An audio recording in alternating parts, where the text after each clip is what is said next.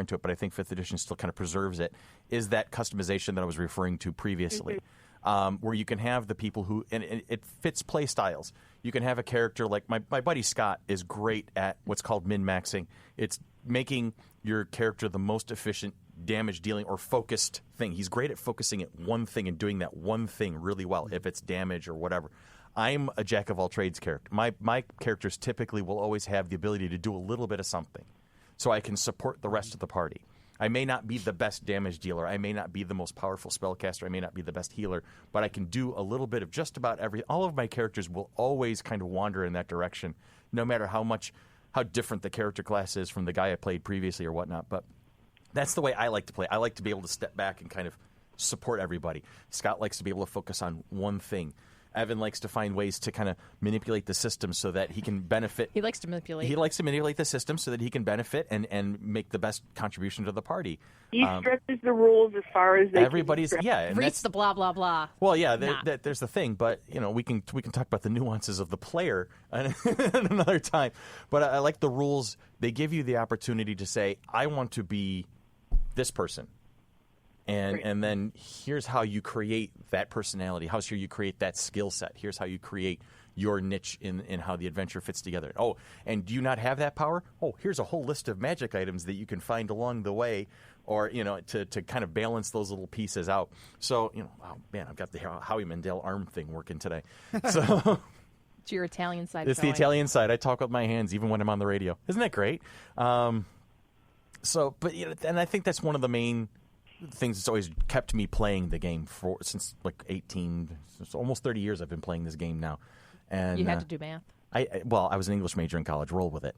And the thing that's always kept me into it is what kind of personality can I create? What kind of adventure can I get myself? What kind of misadventure can I get myself into? So, how much trouble can we find?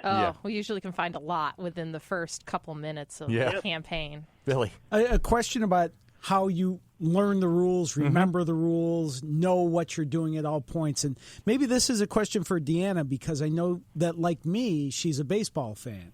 There you go. Now, is this like, say, my wife Susan, a few years ago, didn't know a ball from a strike, from a no-hitter, from anything.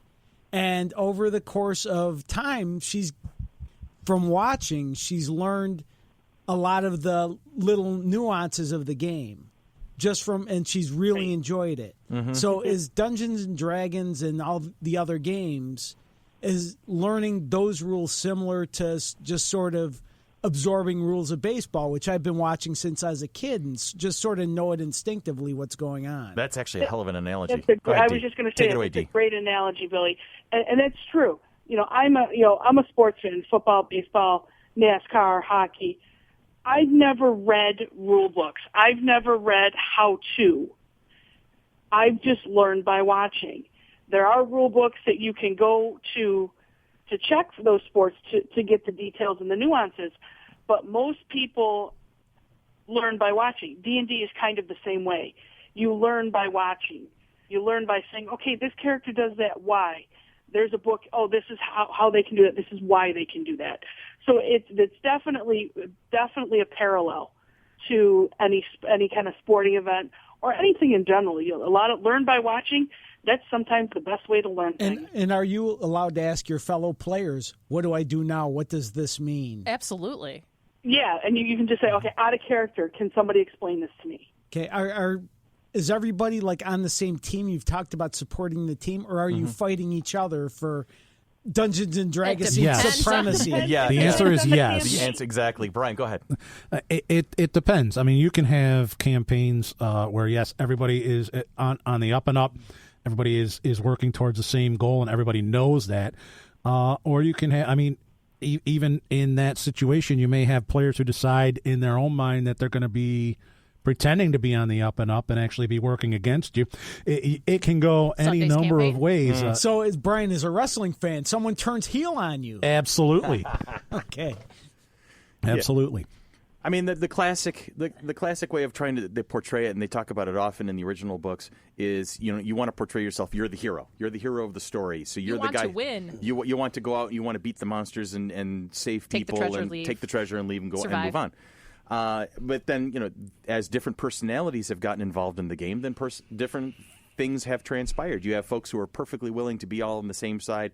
You have folks who want to play the bad guys. You have folks who want to play the bad guys amidst the good guys. It can get real complicated, but it adds to the fun, I think. It adds to the entertainment value. It definitely adds to the social value that Sybil likes to watch, because she'll probably just sit there, watch the interactions between the actual people playing the characters, and then I always have to take a step back and remember that this is just a game. Yeah. Don't let my personal feelings Right. get involved, because there's times I get very ticked off during and that's the a fun game. part of the game, which is why That's why dice kind of usually going get back to thrown. what we were talking about with the complexity of sometimes you want more than just spending an hour or two in a battle. You want to be able to have those little nuances going on. You want to be able to get through. To me, the battling a monster or whatever is a fun part of the game. Don't get me wrong, but what's more fun is the actual role playing and the interaction.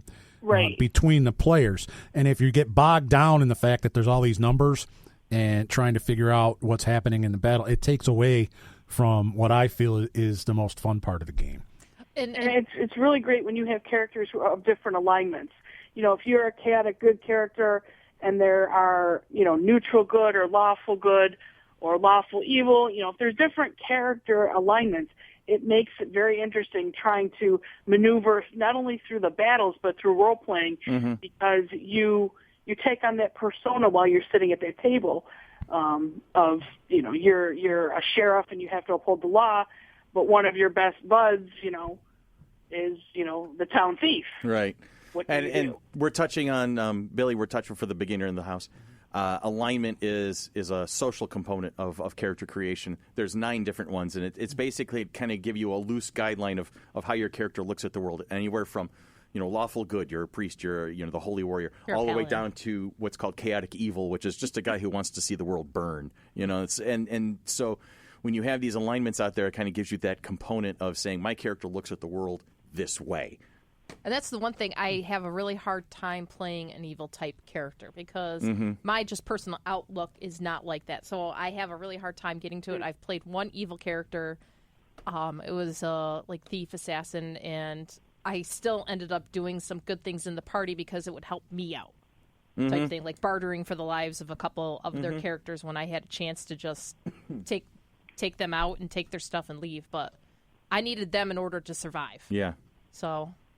Well, it depends on how you look at it. I mean, we all have that need to be something different sometimes. So there's those of us who want to be the hero, and then those of us who don't, and they want to just have some fun. Or the one that doesn't want to be the diplomat and gets it anyway. Yeah, or doesn't want to be the diplomat and suddenly is brokering peace treaties. But yeah, so let's see. Now we've talked D&D. And, Is there anything else? Oh, there is just tons of them out there. As we were saying before, any genre is going to have something out there. Yeah. I mean, I played Star Wars role playing. That's interesting. That's a universe you can get lost in. That's fun. That other than D&D, I would say that Star Wars is like my favorite. Yeah, same here. That's we played one time. It was it Deadlands or something? The Wild West one. I did like Deadlands, except for then Cthulhu came into it and things that. That Lovecraftian horror doesn't make you feel all kitty pretty. Gotcha. Lovey-dovey. Yeah. Yeah, lovey-dovey. No, I think I've played a version of Vampire, but not knowing the rule set, and the game master didn't really kind of share stuff. Like our friend Sean was able to figure stuff out really quickly because his mind works that way. But I'm just like, I need a little more guidance. It's kind of like Billy. It's like, I need a little more. Where do I go? What do I do? Well, for the home audience, basically, if you've never been in on a game before and you're curious about it, I would strongly suggest, if you want to go D&D, pull a 5th edition book off the shelf. It's the newest, it's the latest and greatest. That's the one they're pitching the most. I think it's red and black. It's mainly red and black in terms of its cover colors. But also, in my personal opinion, having just kind of gone into it as casually as I have, but being a veteran gamer myself, I think it really has a lot to offer in terms of the feel, the flavor, the color of it. And the rules are a lot easier to kind of take in and understand them a lot better than if you were to build into a more complicated game like Pathfinder or a 3.5 edition D&D. I think you have a better chance to kind of understand where you're going from the drop of a hat, to feel like you're going to appreciate and be more effective right off the bat. I think 5th edition is going to give you that for a beginning player. That's, there you go. I threw my 2 cents in like I'm some sort of an expert. Well, 30-plus years of playing, I think you would be kind of considered an expert. There's it's funny. At least in this room? At least in this room, yeah. Yeah. But I only have 20-plus years. I've run into kids who've been playing 3.5 for 6 years, and they know more about the rules than I do because they really dug into the books. They read the blah, blah, blahs. And they've read the details and they've read the nuances, and so they're like, no, you can't do that. Here's why on this page and this page. What do you mean you can't be a wizard running around in armor with a sword? I'm staring at them like, really? Did you just do that? Really? Wow, that you out nerded me. That's amazing. So it's not hard to do. No, stop. And to tie it back in, what are we doing on time? We've been doing this about 26 minutes. 26. What? 26. Oh God. That's At a good least it's place. not 42. That's a good place. Yeah, well, that's another discussion for another day.